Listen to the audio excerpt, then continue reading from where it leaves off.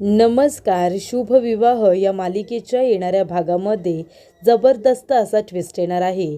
तर इथे आकाशला आणि भूमीला रागिणीने पुन्हा एकदा मारण्याचा प्लॅन केलेला असतो. पण ह्यावेळीसुद्धा रागिणीचा प्लॅन फसलेला असतो. तर इथे यावेळीसुद्धा रघु काकानेच भूमी आणि आकाशचा जीव वाचवलेला असतो.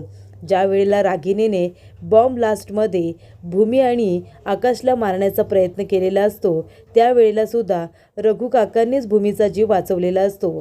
पण हे सत्य ॲडव्होकेट भानुशाली यांनी कुणालाही सांगितलेलं नसतं.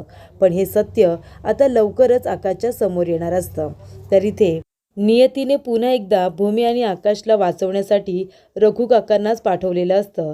तर इथे जेव्हा रागिणीच्या सांगण्यावरून आता इथे खोलपने त्यांच्या झोपडीला आग लावलेली असते, तेव्हा रघु काका तिथे येऊन आता ती आग विझवतात.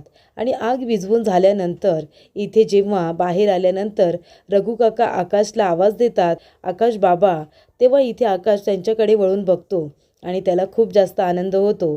तेव्हा इथे भूमीला आता रघु काका बोलल्यानंतर आता जे काही एका वर्षाच्या आधी घडून गेलेलं असतं ते सगळं तिला आठवायला लागतं. आणि तिला आता चक्कर येते, कारण तिच्या मेंदूवरती ताण येतो. आणि तिला आधीचं सगळं आठवत असल्यामुळे तिला तो ताण आल्यामुळे तिला चक्कर येते. आणि तेव्हा रघु काका आणि आकाश दोघंजणं भूमीला घेऊन आता हॉस्पिटलमध्ये येतात आणि तिच्यावरती उपचार सुरू करतात. तेव्हा इथे आता भूमीसुद्धा बरी असते आणि आकाशसुद्धा एकदम व्यवस्थित असतो. तेव्हा इथे हॉस्पिटलमध्ये आता रघु काका आकाशला म्हणतात की मला तुम्हाला काहीतरी सांगायचं आहे. तेव्हा आकाश म्हणतो, जे काही सांगायचं आहे ते सगळं मला सांगा. तुम्हाला जे काही माहिती आहे ते सगळं मला सांगा, मी ऐकतोय. तेव्हा इथे आता रघु काका रागिणीचं कारस्थान आकाशला सांगतात.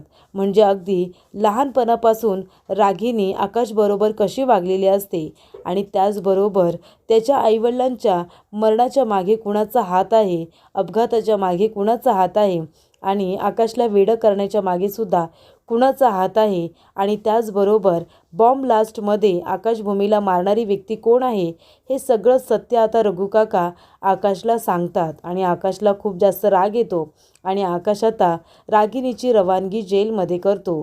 तिला तिच्या कर्माची शिक्षा देतो. तर हे सगळं कसं घडतं, आकाश रागिणीला कशी शिक्षा देतो आणि त्याचबरोबर आता रागिणीच्या विरोधामध्ये साक्ष देण्यासाठी तांडेलची बायको ही सुरेखासुद्धा तिथे येते. सुरेखासुद्धा सांगते की हे सगळं कारस्थान रागिणीचं आहे, त्याच्यामुळे आता खूप मोठी साक्ष ही रागिणीच्या विरोधात मिळालेली असते. आणि त्यामुळे आता रागिणी ही जेरबंद झालेली असते, गजाआड गेलेली असते. तिच्या पापाचा घडा हा भरलेला असतो, त्यामुळे आता तिच्या पापाची शिक्षा आकाश तिला मिळवून देतो. तर हे रागिणीचं कारस्थान आता रघु काका आकाशला कसं सांगतात आणि मग भूमीची गेलेली स्मृती कशी परत येते ते सविस्तरपणे आपण आजच्या भागामध्ये बघूया. तर इथे हनीमूनला आकाश आणि भूमी दोघंजणं गेलेले असतात आणि तेव्हाच रागिणीने खोलपला आपली माणसं घेऊन त्यांना मारण्यासाठी पाठवलेलं असतं. त्यामुळे इथे आता जिथे रागिणीने आकाशला आणि भूमीला पाठवलेलं असतं तिथेच त्यांना मारण्याची सगळी तयारी केलेली असते. तेव्हा इथे रघु काका मात्र आकाशवरती लक्ष ठेवूनच असतात. तेव्हा इथे आकाशभूमी दोघंजणं जात असताना रघु काकांनी त्यांना बघितलेलं असतं की आकाशभूमी कुठल्या ठिकाणी गेलेले आहेत. त्यानंतर इथे त्या विलामध्ये आकाश आणि भूमी राहत असताना खोलपची माणसं त्यांना मारण्याचा पुरेपूर प्रयत्न करत असतात, पण तेव्हा ते दोघंजणं काही मरत नाही. तेव्हा इथे आता रागिणीच्या सांगण्यावरून झोपडीचं नाटक केलेलं असतं आणि झोपडीमध्ये दोघांसाठी डिनर अरेंज केलेलं असतं आणि त्याचबरोबर आजूबाजूचं वातावरणसुद्धा खूप छान निर्माण केलेलं असतं. ते दोघंजणं आता एकत्र असताना बाहेरून त्या झोपडीला आता खोलपच्या माणसांनी आणि खोलपने आग लावलेली असते. तेव्हा इथे भूमी आकाश स्वतःला वाचवण्याचा पुरेपूर प्रयत्न करत असतात, पण इथे त्यांच्या मदतीला कुणीही येत नाही. आणि तेव्हा तिथे रघु काका येतात आणि रघु काका तिथून आता पाण्याचा पाईप घेऊन आता संपूर्ण आग ही विझवून टाकतात. तेव्हा इथे भूमी आणि आकाशचा जीव आता वाचलेला असतो. बाहेर आल्यानंतर इथे आता रघु काका आकाशला आवाज देतात. आकाशला आवाज दिल्यानंतर इथे आता भूमी रघु काका हे नाव ऐकल्यानंतर आता बेशुद्ध होते, कारण तिच्या मेंदूवरती ताण येतो. तिला आता काही गोष्टी आठवत असतात. तेव्हा इथे आकाश आणि रघु काका भूमीला घेऊन हॉस्पिटलला येतात. तर इथे घरी आता रागिणीकडे तो अग्नीचा व्हिडिओ आल्यानंतर ती जोरजोरात रडायला लागते. तेव्हा इथे रागिनीला वाटत असतं की भूमी आकाश दोघेही आता मेले असतील, जळून खाक झाले असतील. तेव्हा ती रडायचं नाटक करते. तेव्हा इथे जेव्हा आई योगेश्वरीच्या समोर आजी उभी राहिलेली असते दिवा लावून, तो दिवासुद्धा आता विझलेला असतो. तेव्हा आधीच इथे आजी घाबरलेली असते. जेव्हा रागिनी रडत खाली येते तेव्हा इथे आजी विचारत असते की रागिनी काय झालं, सांगशील का, तू रडतीयस का? रागिनी म्हणते की आपले भूमी आणि आकाश दोघंजण आपल्याला सोडून गेले. तेव्हा अभि तो व्हिडिओ आता सगळ्यांना दाखवतो आणि म्हणत असतो की या अग्नीमध्ये आपले आकाश आणि भूमीसुद्धा जळून खाक झाले असतील. तेव्हा इथे सगळ्यांनाच खूप मोठा धक्का बसतो. तर इथे आता आजी तर बेशुद्ध झालेली असते. मानसीलासुद्धा खूप मोठा धक्का बसतो. तेव्हा इथे रागिनी रडायचं नाटक करत असते. पण रागिनीला माहिती नसतं की तिचं आता कारस्थान सगळं काही रघुकाका आकाशला सांगणार आहेत. जेव्हा इथे आता रघुकाका आणि आकाश दोघंजणं बाहेर असतात तेव्हा इथे भूमीवरती ट्रीटमेंट चालू असते. तेव्हा रघुकाका म्हणतात की आकाश बाबा, मला तुम्हाला काहीतरी सांगायचं आहे. आकाश म्हणतो, रघुकाका, तू जर नसतास तर आमचं काय झालं असतं? आम्ही जळून गेलो असतो रे. तेव्हा रघुकाका म्हणतात, तुम्हाला कधी काहीही होणार नाही, मी आहे ना. तेव्हा इथे आता रघुकाका म्हणत असतात की तुम्हाला दुसरं कुणापासूनही धोका नाही आहे, तुम्हाला तुमच्या जवळच्या माणसापासूनच धोका आहे. तेव्हा इथे आकाश म्हणतो, रघुकाका तुला काय बोलायचं आहे? तेव्हा इथे आता रघुकाका म्हणतात की तुमच्या घरामध्ये तुमची जी आत्या आहे ना, तीच तुमची खरी शत्रू आहे. तेव्हा इथे आकाशला विश्वास बसत नसतो. तेव्हा इथे रघुकाका म्हणतात की तुमच्या बाबांनी जी काही विल केलेली आहे ती माझ्याकडे आहे, त्यांचं मृत्यूपत्र हे माझ्याकडे आहे आणि त्याच्यामध्ये त्यांनी जे जे काही लिहिलं ते सगळं मी तुम्हाला एके दिवशी दाखवेन. तेव्हा ही सगळी प्रॉपर्टी तुमच्या नावावरती केली आहे, कारण तुमच्या आईवडिलांना माहिती होतं की रागिनी मॅडम सगळं स्वतःच्या घशात घालतील. तेव्हा इथे प्रॉपर्टीसाठी रागिनी मॅडमने तुमच्या आईवडिलांचं ॲक्सिडेंट घडवून आणलं. त्याचबरोबर तुम्हालासुद्धा त्यांनी वेडं केलं, तुम्हाला वेडं होण्याच्या गोळ्या दिल्या. तुमची बुद्धी ही लहान मुलांसारखी करून ठेवली होती, कारण का प्रॉपर्टीमध्ये तुम्हाला कुठलाही हिस्सा त्यांना द्यायचा नव्हता आणि त्यांचं सगळं काही सोडून त्या इथे आपल्या इथे येऊन राहायला लागल्या आणि बिझनेस स्वतःच्या ताब्यामध्ये घेतला. तेव्हा इथे रघुकाका म्हणत असतात की मलासुद्धा हे सगळं माहिती होतं, पण मला सतत कामावरून काढण्याची आणि मारून टाकण्याची धमकी रागिनी मॅडम देत होत्या. माझ्या घरची परिस्थिती हालाकीची असल्यामुळे मला कामाची गरज होती आणि म्हणूनच मी तिथे तुमची काळजी घेत राहत होतो. तर रघुकाका म्हणतात, जेव्हा बॉम्ब ब्लास्ट प्रकरण घडलं तेव्हाचं तुम्हाला काही आठवतंय का? तेव्हा आकाश म्हणतो, हो, तिथे खूप मोठा बोटचा स्फोट झाला होता. तेव्हा रघुकाका म्हणतात, तो स्फोट झाला नव्हता, तो घडून आणला होता तुमच्या आत्याने आणि अभिने. त्या दोघांनी माणसं कामाला लावली होती आणि ती बोट तांडेलची होती. तेव्हा रघुकाका म्हणतात की तांडेलकडून ती बोट घेतली होती आणि त्या बोटमध्ये तुम्हाला बांधून ठेवलं होतं आणि मग त्याच्यामध्ये स्फोट घडून आणला होता आणि हे सगळं रागिनी मॅडमने केलं होतं. त्यांना तुमची प्रॉपर्टी हवी आहे, त्यांना संपूर्ण आपलं महाजन एम्पायर हवा आहे. तेव्हा इकडे आता रागिनीचं हे कारस्थान आकाशच्या समोर रघुकाकांनी सांगितलेलं असतं आणि रघुकाका म्हणतात की भूमी मॅडमचा जीवसुद्धा मीच वाचवला. मालकीनबाईंना मीच त्या समुद्राच्या किनाऱ्याच्या इथून घेऊन आलो होतो. पण इथे रघुकाका म्हणतात की रागिनी मॅडमला कळायला नको की मी मालकिनीचा जीव वाचवला आहे, नाहीतर त्यांनी मला मारून टाकलं असतं.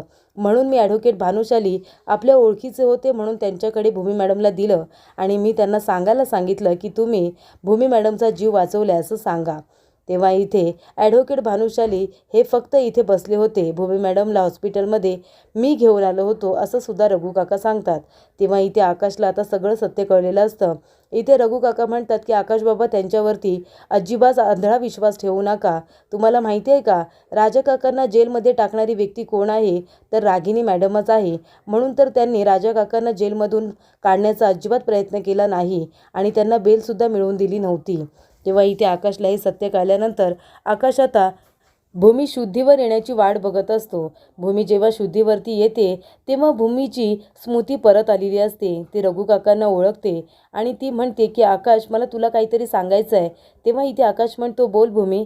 तेव्हा भूमी म्हणत असते की आकाश, अरे आपल्याला मारणारी व्यक्ती ही दुसरी तिसरी कुणी नाही आहे, रागिनी आत्या आहेत आणि हे कधीपासून मला तुला सांगायचं होतं.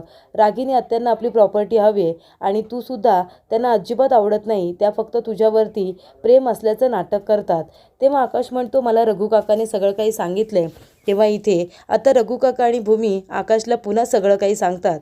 तेव्हा आकाश आता पोलीस कंप्लेंटला जाऊन तिची तक्रार नोंदवतो आणि तिला आता अरेस्ट करायला सांगतो.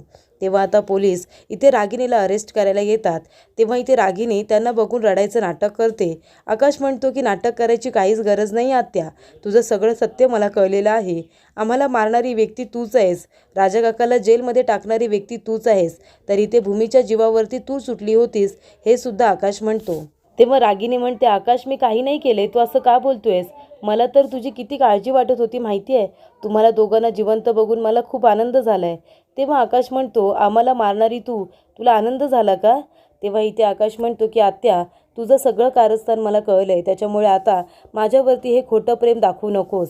तेव्हा इथे आता इन्स्पेक्टर साहेब रागिनीला अरेस्ट करायला येतात. रागिनी म्हणत असते की आकाश मी काही नाही केलंय. तेव्हा आकाश म्हणतो की तुझ्या मोबाईलमध्ये जे जे नंबर आहेत ना ते सगळे आम्ही आता रेकॉर्ड चेक करणार आहोत. तेव्हा सगळ्यांचा संबंध कुणाकुणाशी येतो ना ते सुद्धा आम्हाला कळेल. तेव्हा रागिनीचा मोबाईल आता ताब्यामध्ये घेतला जातो आणि रागिनी काही नाही केले असं म्हणत असते. तेव्हा आकाश म्हणतो की मला तुझं सगळं कारस्थान कळलंय, आम्हाला मारण्याचा प्रयत्न तूच केला होतात, हनीमूनला त्यासाठीच पाठवलं होतंस ना, आम्हाला ठार मारण्यासाठी. तेव्हा इथे आता आकाशने ज्या पोलिसांना बोलवलेलं असतं ते रागिनीला घेऊन जातात आणि इथे आता आकाश आणि भूमी तांडेलच्या बायकोला आता साक्ष द्यायला बोलवतात. तेव्हा इथे तांडेलच्या बायकोला रागिनीने पैसे दिलेले नसतात, त्यामुळे ती सुद्धा पोलीस स्टेशनमध्ये साक्ष देते की या सगळ्याच्या मागे रागिनीचा हात आहे. रागिनीने माझ्या नवऱ्याला तांडेलला सुद्धा फसवलंय आणि मला सुद्धा मारायची धमकी देत होती. तर आकाश आणि भूमीला बॉम्ब ब्लास्टमध्ये मारण्याचा जो काही प्लॅन केला होता तो रागिनीनेच केला होता, हे सत्य आता सगळं काही ती पोलिसांना सांगते. त्यामुळे आता खूप मोठी साक्ष ही रागिनीच्या विरोधात मिळालेली असते आणि म्हणूनच आता रागिनी कायमची जेलमध्ये गेलेली असते, तिची रवानगी जेलमध्ये झालेली असते. तर इथे रागिनीच्या पापाचा घडा भरलेला असतो. आकाश आणि भूमीच्या समोर आता सगळं रागिनीचं सत्य येतं. रागिनीला ते आधीच कळलेलं असतं. तिची स्मृती परत येते आणि ती सगळं काही आकाशला सांगते. पण त्याआधी रघु काकांनी सगळं सांगून आकाशला आता रागिनीचं सत्य माहिती झालेलं असतं आणि रागिनी आता जेलमध्ये गेलेली असते.